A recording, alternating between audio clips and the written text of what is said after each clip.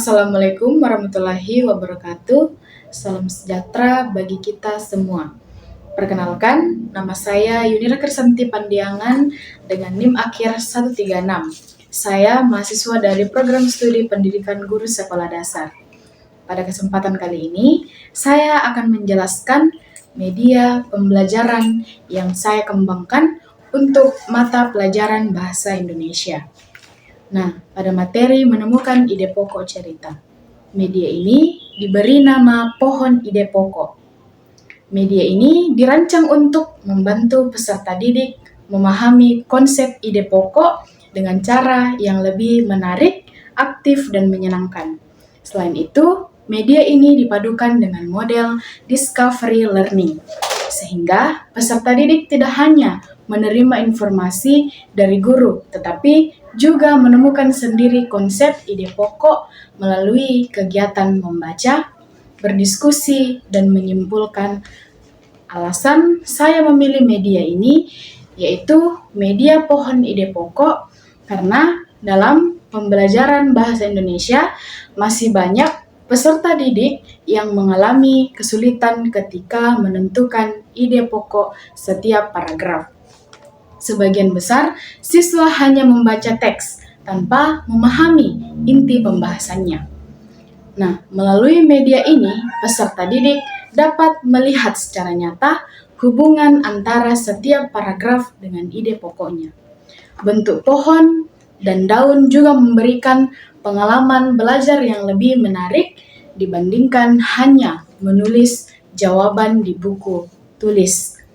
Jadi, media ini dibuat dengan mempertimbangkan karakteristik siswa sekolah dasar yang lebih menyukai pembelajaran yang melibatkan benda konkret, warna-warna menarik, serta aktivitas secara langsung.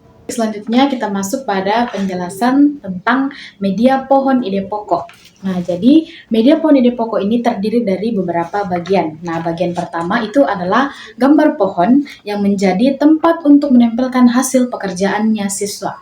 Nah, bagian yang kedua itu adalah daun-daun. Nah, jadi daun-daun tersebut ini digunakan untuk menuliskan ide pokok dari setiap paragraf. Nah, bagian yang ketiga itu adalah bagian teks. Nah, jadi ini nanti akan dibaca oleh peserta didik. Baik, cara menggunakan media ide pokok ini yaitu media ini cukup sederhana.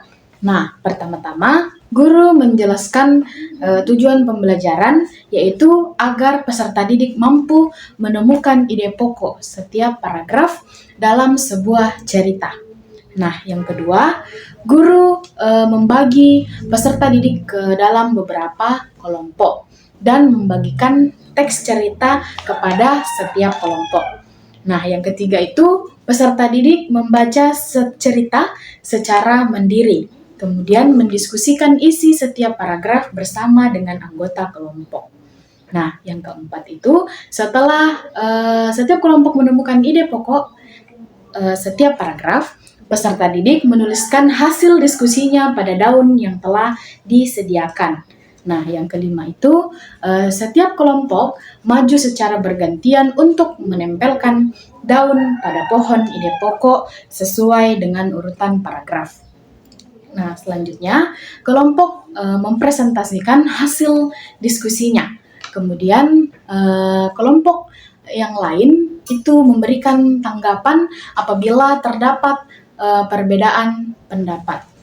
Nah, pada akhir kegiatan di sini guru bersama dengan peserta didik menyimpulkan ide pokok dari seluruh paragraf sehingga isi cerita dapat dipahami secara utuh.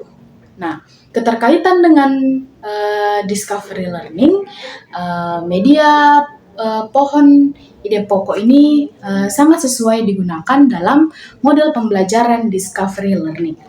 Jadi, pada tahap stimulation, guru memberikan cerita dan menunjukkan media Pohon Ide Pokok sebagai rangsangan awal. Jadi, selanjutnya pada tahap problem statement, peserta didik itu diarahkan untuk menemukan ide pokok dari setiap paragraf. Nah, pada tahap data collection, peserta didik membaca cerita dan mengumpulkan informasi penting. Kemudian pada tahap data processing ini, peserta didik berdiskusi untuk menentukan ide pokok. Nah, pada tahap verification, hasil diskusi yang dibandingkan melalui presentasi kelompok. Nah, jadi yang terakhir itu pada tahap generalization, di mana guru bersama dengan peserta didik menyimpulkan cara menemukan ide pokok dan isi cerita secara keseluruhan. Nah, selanjutnya saya akan menjelaskan rubrik penilaian yang digunakan pada pembelajaran menggunakan media pohon ide pokok. Nah, penilaian ini bertujuan untuk mengetahui ketercapaian tujuan pembelajaran serta perkembangan kemampuan peserta didik, baik selama proses pembelajaran maupun hasil yang diperoleh. Nah, rubrik penilaian yang saya gunakan terdiri atas 4 aspek, yaitu keaktifan, kerjasama, ketepatan menentukan ide pokok, dan kemampuan presentasi. Nah, baik, aspek yang pertama itu adalah keaktifan. Nah, pada aspek ini, guru mengamati sejauh mana peserta didik terlibat dalam kegiatan pembelajaran. Peserta didik yang aktif membaca teks, berdiskusi, memberikan pendapat, serta bertanya ketika mengalami kesulitan akan memperoleh skor yang lebih tinggi dibandingkan peserta didik yang hanya menjadi pendengar. Nah, aspek yang kedua adalah kerjasama. Penilaian ini dilakukan untuk melihat kemampuan peserta didik dalam bekerja sama dengan anggota kelompok. Guru mengamati apakah peserta didik mampu berbagi tugas, menghargai pendapat teman, mendengarkan saat orang lain berbicara, serta berpartisipasi dalam menyelesaikan tugas kelompok. Kerjasama yang baik menunjukkan bahwa peserta didik tidak hanya menguasai materi, tetapi juga memiliki keterampilan sosial yang baik. Aspek yang ketiga itu adalah ketepatan menemukan ide pokok. Nah, ini merupakan aspek utama dalam pembelajaran. Guru juga menilai apakah ide pokok yang ditentukan peserta didik sudah sesuai dengan isi setiap paragraf. Nah, semakin tepat ide pokok yang ditemukan, maka semakin tinggi pula juga skor yang diperoleh. Nah, penilaian ini menunjukkan sejauh mana peserta didik memahami isi bacaan dan mampu membedakan antara kalimat utama dengan kalimat penjelas. Selanjutnya, aspek yang keempat adalah kemampuan presentasi. Setelah menyelesaikan tugas, setiap kelompok mempresentasikan hasil diskusinya. Guru menilai kemampuan peserta didik dalam menjelaskan hasil kerja kelompok, menyampaikan alasan memilih ide pokok, berbicara dengan jelas, percaya diri, serta mampu menjawab pertanyaan dari kelompok lain.